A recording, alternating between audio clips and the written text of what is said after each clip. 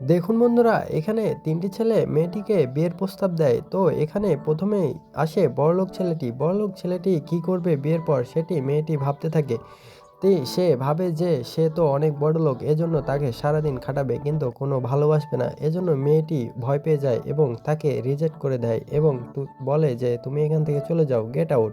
তারপর আসে ২য় ছেলেটি। ২য় ছেলেটিও বড়লোক ছিল। তাই সেজন্য সেটাও ভাবতে থাকে যে বিয়ের পর সে কি করবে? তারপর দেখে যে সে অন্য একটি মেয়ে সে ভালোবাসবে এবং তাকে মারধর করবে। এজন্য সে মেয়েটি ২য় ছেলেটিকেও রিজেক্ট করে দেয় এবং তাকে বলে যে, "তুমিও এখান থেকে চলে যাও।" তারপরে আসে ৩য় ছেলেটি। ৩য় ছেলেটি কি হবে সেটি দেখার আগে কিন্তু তার আগে তোমার কাছে কোনটা দামি, এক বস্তা টাকা নাকি তোমার মা বাবা? তোমার মা বাবা যদি বেশি দামি হয় তাহলে ভিডিওতে লাইক দিয়ে চ্যানেলটি সাবস্ক্রাইব করে দাও, আর যদি সাবস্ক্রাইব না করে তাহলে বুঝবো তুমি তোমার মা বাবাকে ভালোবাসো না। এবার শেষের ছেলেটি একেবারে গরিব ছিল। এজন্য মেয়েটি ভাবে সে তাকে অনেক ভালোবাসবে এবং তার অনেক কেয়ার করবে। এজন্য মেয়েটি সেই ছেলেটির প্রস্তাবে রাজি হয়ে যায় এবং তাকে তার জীবনসঙ্গী হিসেবে মেনে নেয়।